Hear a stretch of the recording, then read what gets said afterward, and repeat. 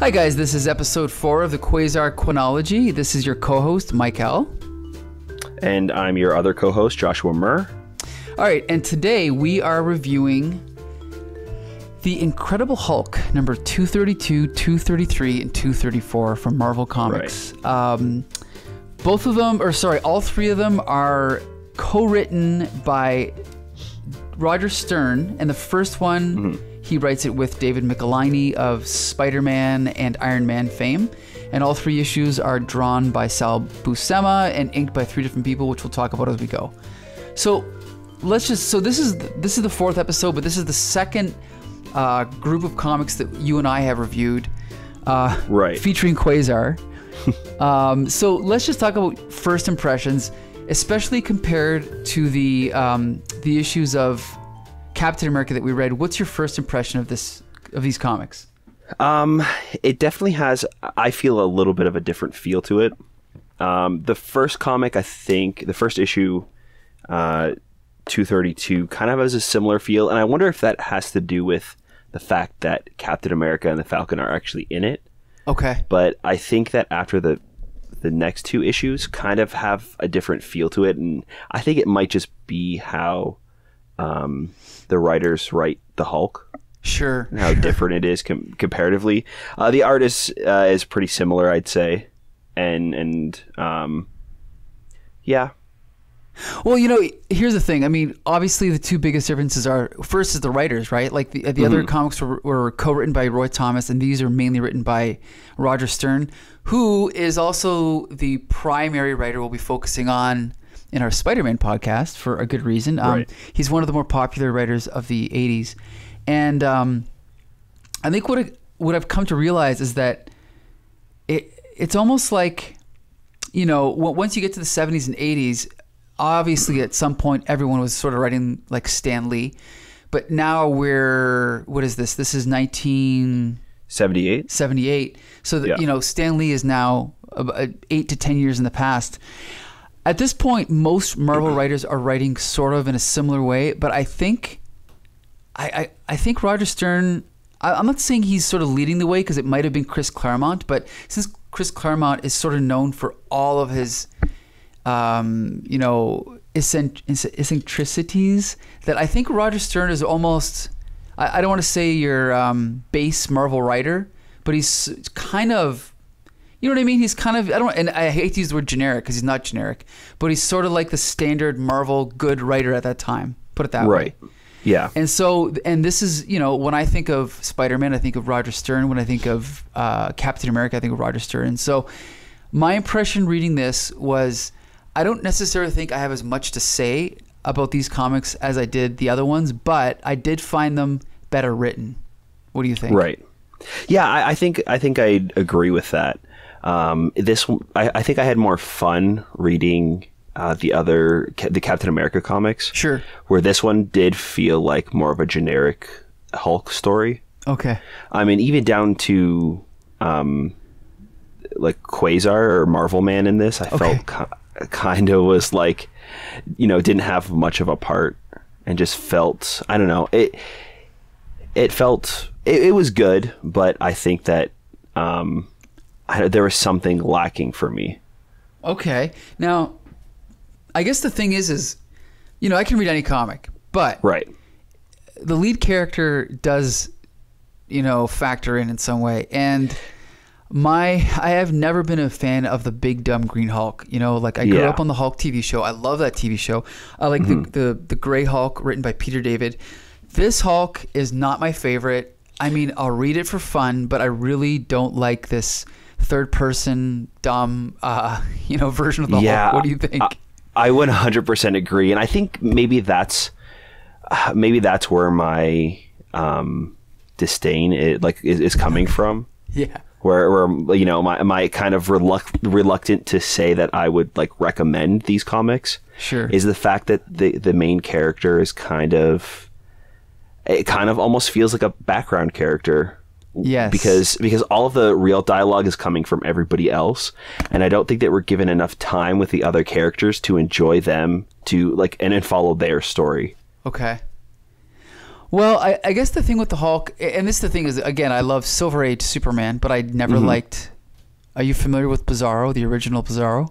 Yes. Sort of the same thing. Yeah. Like I can stomach any 1960s Superman concept, like Krypto, the Wonder Dog, and I love the Bottle City of Kandor and all that, but I just can't take Bizarro's dialogue. I don't know. I guess, and again, I don't want to analyze these too much, but when you have a character speaking in third person, it suggests a level of an intellect that then is completely contradicted by other parts of his speech. And I hope I have an example in here somewhere, and if I don't, I'll try to find one. But it just seems like if they were to just completely pull that out and just make him speak like a normal person, he could have been just as cool, right? Or he would have been much better, much cooler. Yeah, I 100% agree.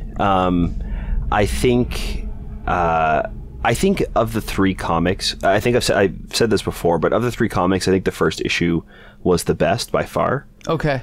And I think that has to do with the fact that Hulk was part of a team. Sure. Okay. And he had Cap and Falcon and Marvel Man there with him, and it felt like even right from the beginning we were following Captain America more than we were Hulk. Yes. And kind of, and I think that's what made it a little bit more digestible for me, reading the dialogue and getting into the story, because it felt more of like a team rather than following the story of this like giant green caveman. Well, what's interesting about Marvel Comics of this time is that a lot of times they would start, like a writer would be writing a series, okay, let's just say Warlock or whatever. Steve Englehart is writing Mantis. The series that they're writing gets canceled, and so then they've got this dangling plot line they want to finish up. So they'll just go take over another comic and put it in there. And so sometimes you'll be following characters, just like Quasar. Like in this story, you see that he mentions, well, I'm going to go off and do this other thing, and he ends up being kind of like this guard for what was it, the Vault, I think, or in Project Pegasus. And so it's just interesting because it's almost like this could have been a Captain America comic with the Hulk as a guest star, right? Right. Yeah, it did almost have that feel. Right, because at the beginning of the story, when I picked this up, I didn't realize it was continued from a Captain America comic, but which will be reviewed in another episode of this podcast, not by us. But it's just kind of like that's just the way the Marvel comics were back then. And I personally avoid it now. I can't stand it when they do it now. But I think at the time I'm a little bit more forgiving of the comims from the 80s just because it was a little bit more innocent, Right. So anyway, completely understandable. Yeah, and so there's just there's a couple things I want to talk about specifically about the first issue, 232. Yeah. The art by Sal Buscema is great. The inker is Mike Esposito. And I thought, again, I hate to use the word generic, but at this point, Sal Buscema is kind of your standard Marvel artist. He's a great storyteller, a little bit, I guess, unremarkable. He kind of tends to use the same poses and facial expressions over and over again. Right. But there are some really, really good panels in here, like on page 13, which in the original comic was page 11, at the bottom right-hand page, there's a great shot of the Hulk getting pummeled with these rocks. Right, and you look at the, the effort that Buscema put into that panel, I don't know. I think it's great. I think he does tend to use the same expressions, but it just so happens that in this panel, it's excellent, Yeah, for sure. I think that there are a lot of parts in this issue where I think that the art really worked, and how the panels were laid out, especially. Okay. Specifically the beginning. I don't know why I love this so much, but the first splash page is fun. It pulls you right into the comic by like dropping you right into the action. Like your heroes have been defeated. Right. They're all unconscious, and you're immediately drawn into the story and how they're going to come out of this, issue. And and you know what? Even though we know there's a a part before this, it doesn't matter. I'm still like, obviously I'd like to go back and read it, but yeah. I just want to jump in and find out what's going on. For sure. And well, so lately when I've been reading comics, I've kind of been reading them as if they were storyboards. Okay. Because I've been in the industry in the animation industry for a couple of years now. Sure. And I've started to work on my storyboarding and editing skills. Sure. And reading these first couple of pages, especially, it like how I was reading it really played out in my head as if it were filmed. Okay. And it was like a TV series, and you were like jumping right back into a cliffhanger episode. Sure. Down to the dialogue and how it's written, and how the panels are laid out on page 2 of the original run. Okay, let me see here. Yeah.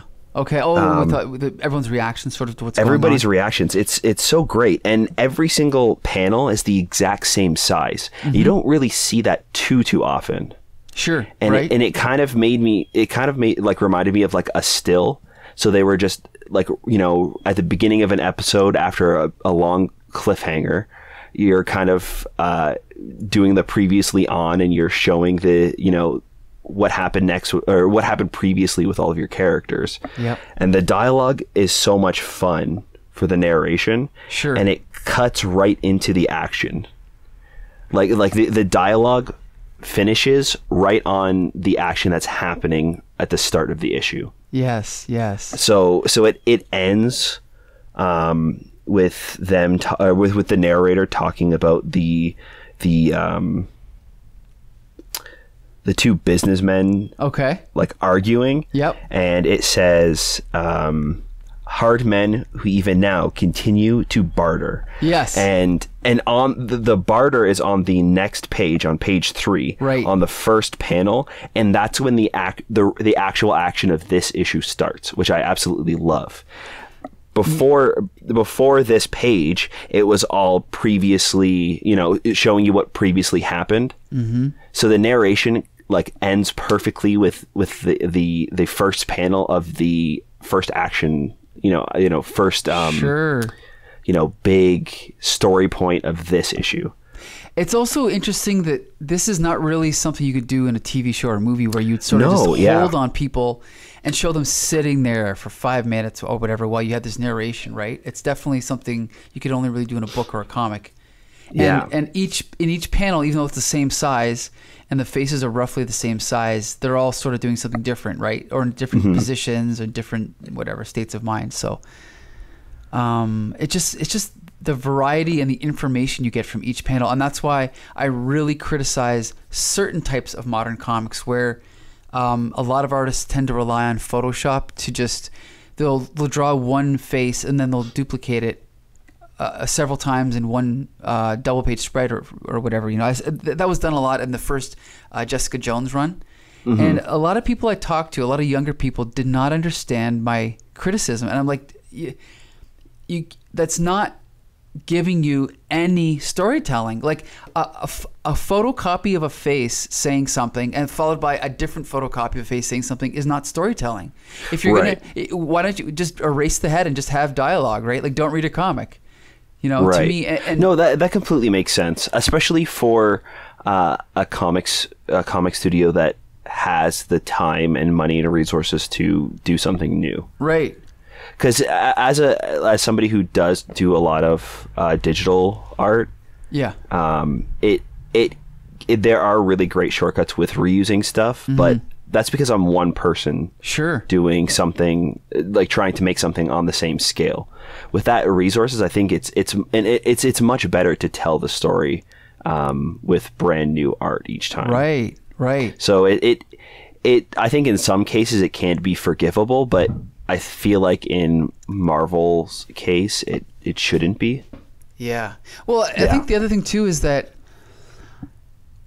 there's the old criticism about, talking. Okay, there's the criticism that talking heads is the cheap, easy way to do it. Then there's the counterpoint that really talking heads is good because then it's just, you really should just it's sort of if you're just relying on action, it kind of becomes melodramatic and childish. But let's be clear, like, this is a superhero comic, and ideally we want every panel to advance the story and something to happen in each panel. And if nothing's happening, what's the point of having it, right? So, right.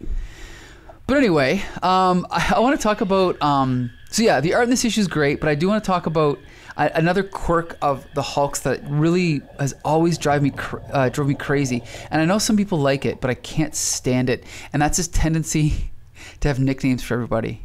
Right. And if you go to page 8, the bottom of page 8, and then the top of page 9, he calls one guy Fat Man, and he calls Moonstone Metal Lady. Right. I'm sorry. I don't know. It's annoying. I don't think it's funny. I don't think it's cute. I just think it's idiotic. You know, I think when he was in the Defenders, he had a nickname for everyone. Like, he had Bird Nose and this other.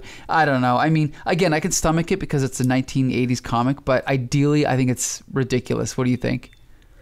Yeah, maybe it's just because I've always known Hulk to do that. It never really bothered me reading this issue. Sure. But it's definitely not. It's also not something that I necessarily find charming. Sure. Like it's, I don't know.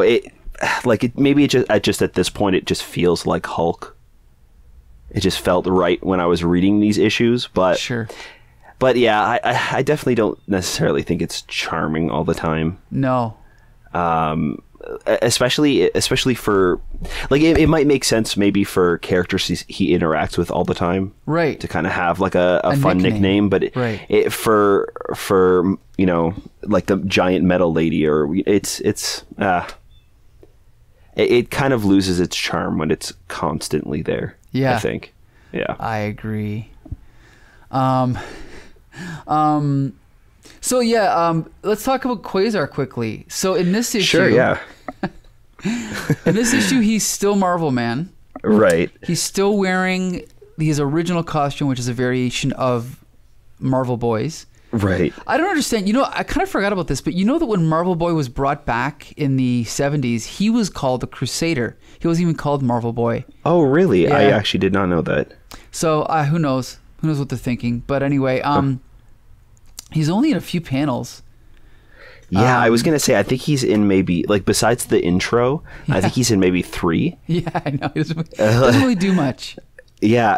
At first, you gave me the issue to read for this episode, and I'm, like, I almost missed him at the beginning. Sure. So as I was, like, just thumbing through, I was like, is he in this? And I had to, like, try to go and find him. Like, okay, yeah, he's in this. This is the right issue. Okay, we're good. Uh-huh. Yeah, he maybe he has he had more to do in the issue that came before this. Sure. But yeah, in this one, and it may be just because this one is like finishing off the story, he didn't have much to do. But yeah, we don't really see him. He doesn't even really wake up until the last couple of pages, I think. He stands up to Moonstone. Yes. And she kind of backs off, and then I think he's in, you know, the last page when they're all standing together. Yes, at the bottom of the very ending. Yeah. Come on, let's go home. That another comic book cliche there. Whatever, we'll forgive them. But yeah, that's right. It's a pretty bad cliche. But, you know, whatever. I'm still in. I'm still interested. Not a great issue, but again, I do think better written than the Captain America issues were read by Roy Thomas and Ron. What was his name? Ron Glut? I don't remember. Yeah, it was Glut. Okay. I guess the only other thing I would say is at the beginning of the comic, it kind of had that like corny dialogue. Captain America has like the "aw shucks" or "nuts." I think when he gets caught by Moonstone when he wakes up and he grabs his shield, I think his line is "nuts." Yes. I was like, oh, this is like kind of another goofy comic, and I felt like you know, right at home, and I knew exactly what it was. And then when Senator Stivak, when he like self-sacrifices himself at the end, sure. And he has his, you know, Mr. Jackson, like, shoot him so he couldn't go to jail and give up any information. I was kind of shocked. I think it was just because it was kind of this like fun poppy, comic. Sure. And then it kind of caught me off guard that he kind of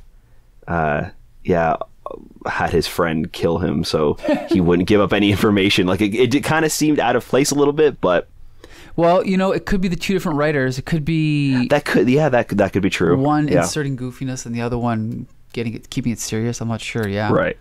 Yeah. But other than that, I think that was the only thing that really stood out as weird to me in this issue. Sure. Yeah. All right. Okay, yeah, we can move on. On to the next one. Let's see. Yeah. Incredible Hulk 233 featuring Quasar. All right. So, you know what? Something I didn't talk about last issue. I love on the cover how it says Marvel's TV sensation. Yes, I noticed that. I love that. And then in this one in particular, it says side by side with Marvel Man. Yes, Marvel Man. As you just said. Just so, yeah, I thought that was a lot of fun. And it's so interesting too how fast they started like cross promoting and advertising for the show, because the show had just started. Sure. Okay. I think I had just I looked up when the show actually started. Okay. And it was the year before in November, and this issue came out in February. So it was only 3 months after the show had started. There's probably a little bit of promotion before. Like ideally, they would promote it even before it came out, right? Yeah. So I mean, it's funny because nowadays the audience for the movies is probably 100 times bigger than the comics, but at the time, they probably thought, oh, we got to let all these kids know that there's going to be a TV show, even though nowadays it would be the opposite, right? Mm-hmm. Like everyone would know about the TV show before the comics. So yeah, but yeah, as far as the art, it's not drastically different. The inking is by what's his name here. Oh God, it's Chickstone, but I hope it's pronounced Chickstone and not Cheekstone. I don't know, but he's a classic inker from the '60s, so I think the inking's a little bit better on this one. I don't know if you noticed the difference. Yeah, I'd say a little bit. Yeah, definitely solid. Here's the thing: I like the way it jumps around, and I like the way it touches on these other aspects of the Marvel universe, like like before we dealt with Shield, and then in this one, he's they mention like. Quasar sort of mentions in the next one what his next job is going to be, but I like how here they're showing Alcatraz and stuff like that, and I don't know, just sort of cool, Yeah, I think that there's a lot of like fun shared universe, I guess, stuff where they just start referencing other things, and they don't necessarily need to sit you down and explain everything either. It's just like a fun Easter egg if you know what it is. Right. And if you don't, I don't think it necessarily takes anything away from the comic either. Sure. Even down to the Project Pegasus thing is just kind of like a name drop. They could have said any random gibberish. Right. And I think, nobody would have really blinked twice about it. But the fact that they did use something real, and it's just kind of like a nice reference for the people that do read the other comics. Right. Yeah. It's in a completely different comic, Marvel 2-in-1, yeah. Mm-hmm. I just want to mention a few things about Quasar. I love how on page 8 in the original comic, page 6, he says, he's talking to this guy, and the guy says, he says to the guy, permission to investigate. Oh, sorry. So I'm talking about Quasar, but at this point he's called Marvel Man. That's important to note. Mm-hmm. So he says, permission to investigate, sir. Granted, but how do you plan to get out there? By star power. My control over my Uranian wristbands has increased since you last saw me, sir. Flight is just one of the powers they can give me. Awesome. I love it. Narrating your powers and explaining them. Isn't that great? So good. Yeah. So cool. That was great. I actually had noted that as well, because I thought that was a fun little moment where he, was just kind of showing off his new power. And I really like in comics when characters monologue. I think it's kind of fun. Sure. Why not? Especially when they do stuff like this. And I think particularly in like comics written like this, where it is the more fun, poppy, story. Well, it's also funny because I noticed like when I went back and read Tony Isabella's Black Lightning run, Black Lightning had a different power every issue. And I read the entire series, and we interviewed Tony Isabella, and I said, okay, I got a question for you. Where the hell do his powers come from? Because they don't ever explain it. Right. So Tony Isabella had to explain, like, yeah, originally it was from the belt, but then we changed it so it wasn't from the belt. And I also noticed it when I read Ms. Marvel, Carol Danvers, where it seemed like every 3 issues her powers completely changed. And so it's like all these characters were sort of slowly being developed as they went along, you know? So it was kind of cool just seeing them develop all these powers. I mean, it's also a little bit convenient, but it's really cool to see it happen. Yeah. I'm curious too, like, how it works behind the scene, or how it worked behind the scenes back then with character development. Like, yes, like how closely they worked, the writers worked together to develop the characters, and you know what they needed the characters to do for their specific stories, and how they would connect with others. Sure. Yeah. So like I wonder how much of it was just convenient for this story to give them flight powers, or if it was something down the road that they wanted to build up to, so they kind of introduce that here.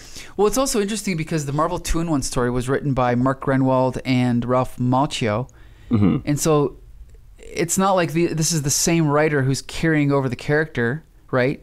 Right. So either they planned it out behind the scenes, and they kind of said, okay, can you just drop a reference to his powers changing here so that I can use those powers in the next story or whatever. I have no idea. You're right, but it's pretty cool though. Like that's the thing is like people today, it's kind of cool to like disregard continuity, but when it was done right in these days, it was great. I mean, there's no downside to continuity as long as it doesn't harm the story. What's wrong with it, right? Like, I think it's cool to keep consistency between the titles, personally. Yeah. So, I think in this issue, Quasar kind of comes off a little goofy.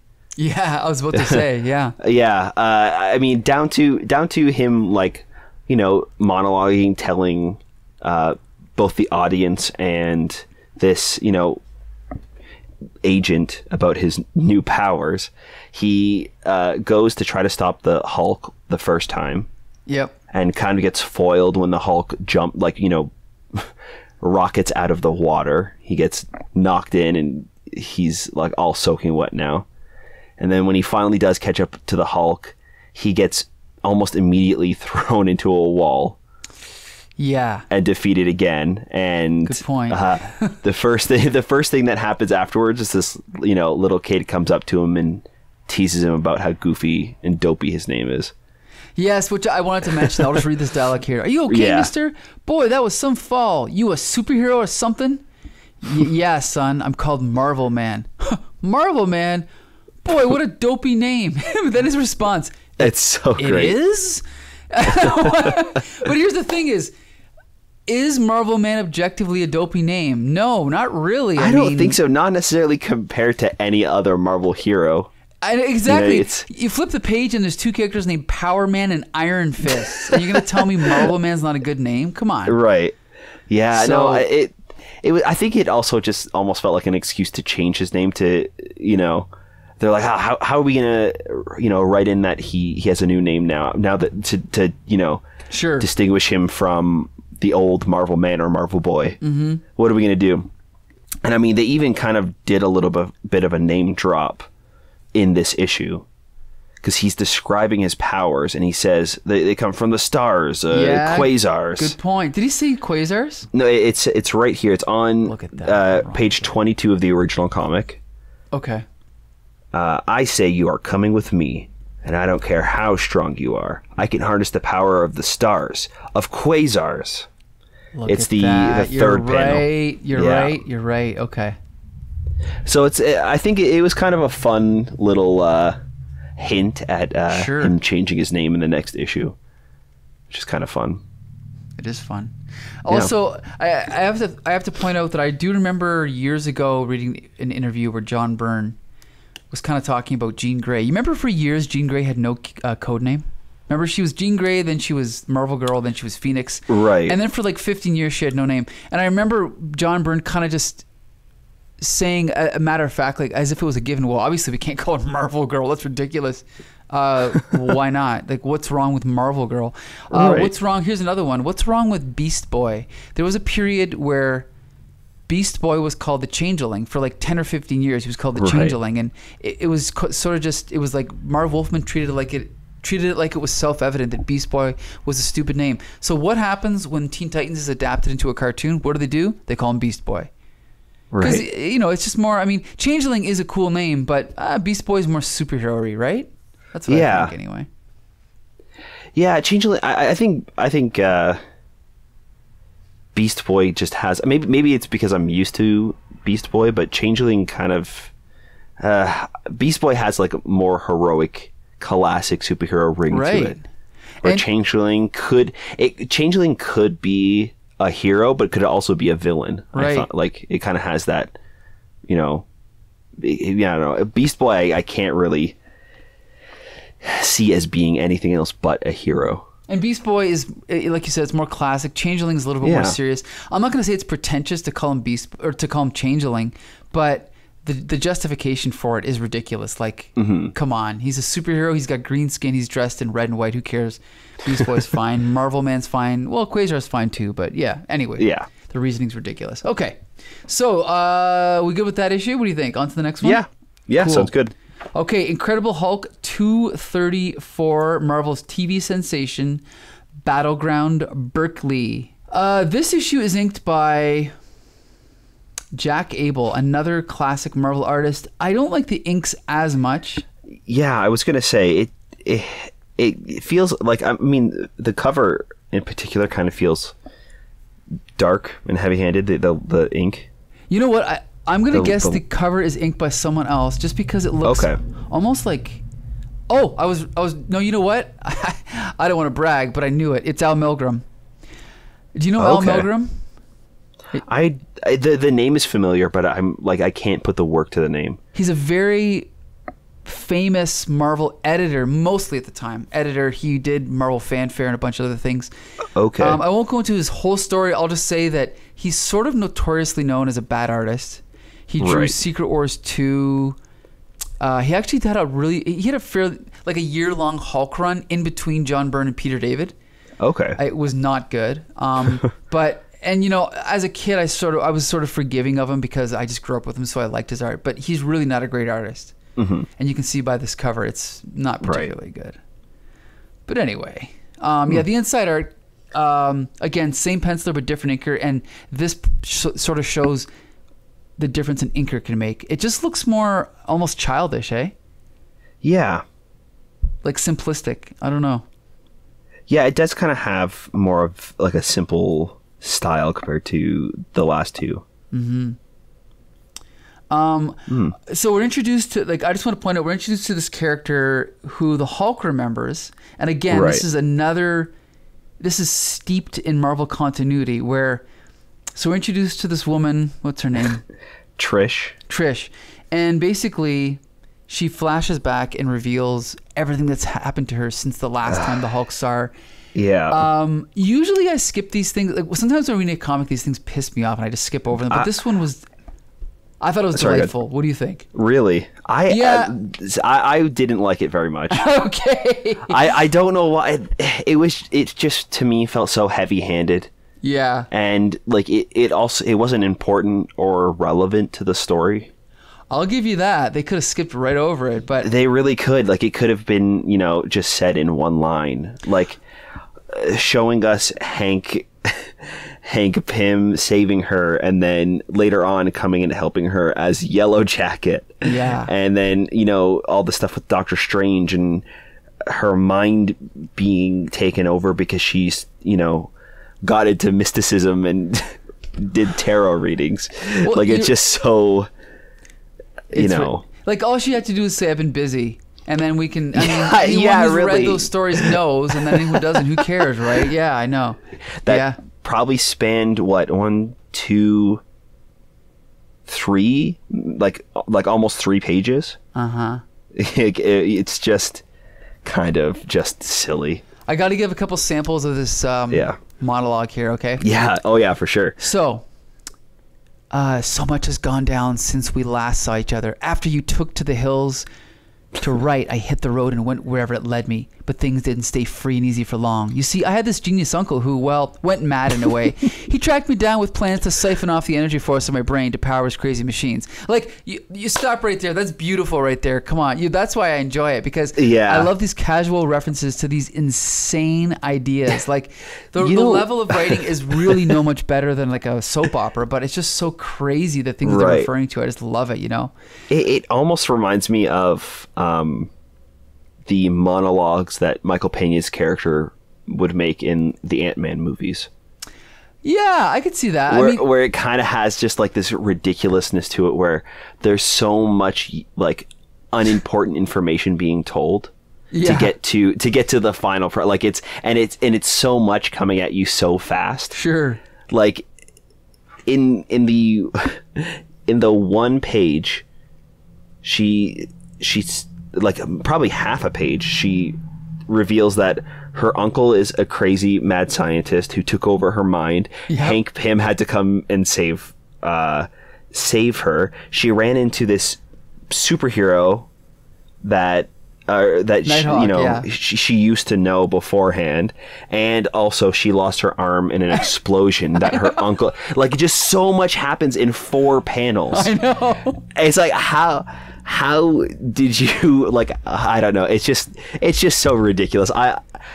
Reading this, I was like, what is happening? Why is this happening? But I think that's why, again, it is ridiculous, but I'll take this over most modern comics any day, because so much is happening, and it is ridiculous, but I can forgive it, you know? It's a lot of fun. That's true. I'd rather something be ridiculous like this than be boring and mundane. Yeah. So I'll definitely give you that. Yeah. And then, okay, this brings me to my next point I wanted to talk about. So she finishes her monologue. She's talking. And then so she says to the Hulk and this other guy, "Now, come on, you two must be starved." And I'm thinking, at this point, I'm completely, okay, I'm like, I don't want to say I'm taken out of the story, but I'm like, okay, what is going, is the Hulk just a regular guy? Like, are they treating him like just a regular guy? Like, because like, again, I'm not overly familiar with the Hulk of this period, but he's kind of just walking around. He's always got his purple pants on, right? I was gonna ask the same thing. Yeah, because he doesn't ever turn back into Bruce Banner, even when he goes to sleep later on in the story. Like, he just is always the Hulk. Right. Well, I think this was the status quo for a while, because I remember he was in the Defenders, and I don't think he really turned back to Bruce Banner much then either. So obviously, I'm not overly familiar with this era of the Hulk, but definitely not my favorite version of the character, but still a lot of fun, you know? Yeah, I would agree. I think later on, his friend drops a line like, I think Trish asks why he hasn't turned back into Bruce Banner, and he says something like, "Oh, he's got a lot of anger built up still." Yeah, like he doesn't turn back into Bruce Banner until all of his anger is just exhausted, and he's got lots of anger. So that's just such a weird way to describe, like, to explain why he hasn't turned back yet. Kind of an excuse. I mean, it's ridiculous, right? Like, come on. And you spent all these panels talking about Trish's weird backstory, and then you just like quickly skim over the fact that Bruce Banner hasn't returned in a while and the Hulk's still sticking around. Yeah, exactly. It's like, it's a good point. It's like you said, it's like the Hulk isn't even really the main character in a way. Right. We spent all this time on this woman Trish, and I don't even know who the hell she is, and how important is she in the future? I have no idea, but whatever. Yeah, like all the dialogue is between her and his friend. Oh, I can't remember his name. Yeah, I don't know either. I don't think they even say it much in this issue. They mentioned it before when Hulk saves him from the van when he's tied up in the car. Yeah, but you're really just following them this entire story, right? Like the Hulk is sitting down and eating, and then they're talking to the other people that live in the house, and just chatting along about the Hulk. You know what I mean? So it just, it doesn't feel like the Hulk is the main character. I think this is also why I had a really hard time reading Man-Thing. Man-Thing, it's a fairly critically acclaimed comic by Steve Gerber. Or I think it's Gerber, not Gerber. But I just could not get into it because the man thing is he's mute, right? He doesn't talk. And granted, there were some great stories in there and some great writing, but I'd rather read a comic about a protagonist that I care about, you know. So whatever. For sure. Yeah, I think that it can work having the title character being mute, or you know, or like the Hulk. I don't think that I would mind as much that the Hulk wasn't the main character if they gave me a compelling, fun story for the other characters. Sure. Or at least, like with the TV show where Bruce Banner or David Banner is the main character, right? And the Hulk only comes out once in a while, right? Right. Yeah. But I guess this is aimed at a younger audience, so they figure kids want to see the Hulk more, right? So right. Yeah. And maybe that's why too these stories didn't work as well for me than the Captain America ones. Sure. It's because they were just so restricted from having to keep Bruce Banner as the Hulk the entire time. Sure, yeah. That it restricted what the story itself could do. And how they could write the dialogue. And I think what it comes down to is that's why at the end of the day I can read any bad issue of Spider-Man because Peter Parker's always in it, you know? Yeah. I can always relate to Peter Parker. So, you know, even if the story and the art are exactly as good as another comic, Peter Parker's in it, so that just makes it better to me. I just want to say one more thing because Quasar's making his last appearance. Actually, sorry, Marvel Man is making his last appearance on page 9. Original is page 7. So he's talking to these guys and he's walking away and blah, blah, blah. And he's like, as a matter of fact, I've got to fly east for my next assignment anyway. I'm working security on a new energy facility. Oh, Project Pegasus? That's the one, Quartermain. And then in that case, Marvel Man, good luck with your new assignment. And then he says, thanks. But if we meet again, call me by my new code name. Call me Quasar. And so here we go. This is where he becomes Quasar. And then, of course, they have one of those little captions at the bottom. Be watching Marvel 2-in-1 for his next appearance, Al. Awesome. Yeah, I love it. That's great. Yeah, that's a really fun panel. Really great action pose of him flying up to the sky. Yep. Yeah, that was a really fun part. And then later on we actually see almost at the same moment him flying away in the cityscape from somebody else's point of view. Yeah, that's a good point. Yeah. I didn't even notice. Yeah, it was really I kind fun. of forgot about that. Doc Samson looking up. Yeah. Mm-hmm. Yeah, that was a lot of fun. So, honestly, again, it's like the only other thing I have to say about this issue is the ridiculousness of the Hulk being a dinner guest at this dorm or whatever this is. It's awesome, but I don't know. Maybe at this point they kind of just embraced the absurdity of the character and we're kind of just running with that. But he wasn't in the early days by Stanley and Jack Kirby, he was a little bit more tragic. He was a little bit more tragic later on, and sometimes he was in space. But at this point, I think they're almost playing him for laughs. What do you think? Yeah, it does kind of seem like that. I mean, just the idea of him sitting down in this family's house, eating all their food and trashing the place, kind of seems like a funny premise that they came up with, and they wanted to write a comic around it because not a whole lot else happens to the Hulk in this issue besides him coming over for dinner. So it really felt like, they were sitting around like, hey, what would it be like if you invited the Hulk over for dinner? And that's where these kind of gags and storylines come from. Sure. Yeah. So because really, that's the only thing that really happens to the Hulk. And you know what? I got to say, if this was a Marvel movie, I'll give Marvel credit for one thing. That's something they would do in the movies because it is kind of funny. For sure. The fish out of water to show to show the Hulk as a dinner guest at someone's house. It's ridiculous, but it's fun, right? Right. Yeah. I think the difference too, though, is that they play it off well in the MCU. Sure. In the movies, they do come up with some ridiculous premises, but then there's usually always a really good explanation for why that's happening. Yeah.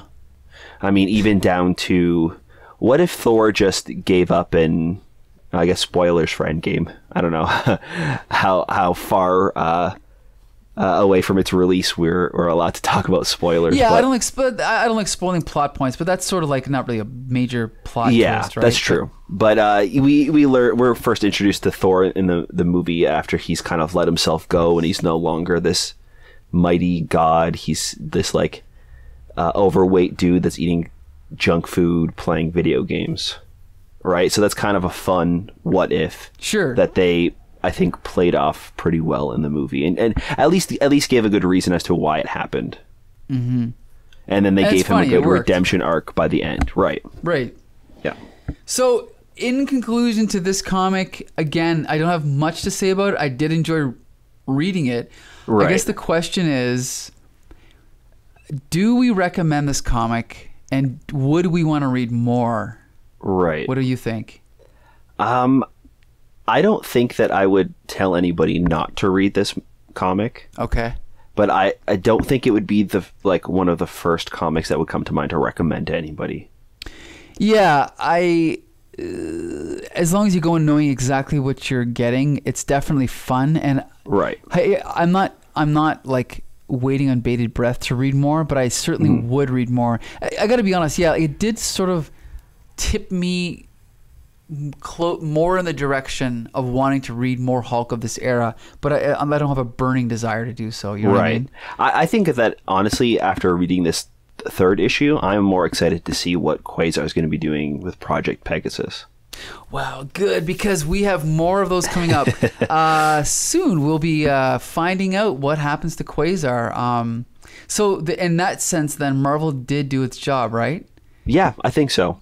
They sucked you in with Quasar's reference to Project Pegasus, and now we want to find out what happens next. Yeah. So yeah, that's pretty much it. So again, Roger Stern, decent writer. Well, I shouldn't say decent. He's a good writer. Sal Buscema, one of my favorite Marvel artists. Kind of a strange era for the Hulk. Not my favorite era, but definitely a lot of fun. I'll say that. So that's it. I think we're done for today. And yeah, sounds good. More QUASAR Qua-Nology fun is coming soon. And also you and I will be doing our Spidey podcast, which might already be, uploaded by the time this airs. So who knows? Right. Maybe we'll cut this part out. Who knows? But anyway, okay, I think that's it. I think we can wrap this one up. Great. Yeah. Thanks for having me again. And can't wait to read more about Project Pegasus and jump back into Spidey. Well, perfect timing, Josh, because next week we're going to be reviewing Marvel 2-in-1 number 53 to number 58, featuring The Thing teamed up with Quasar, Black Goliath, Aquarian, Wondar, as well as a bunch of other heroes. All right, we'll see you then.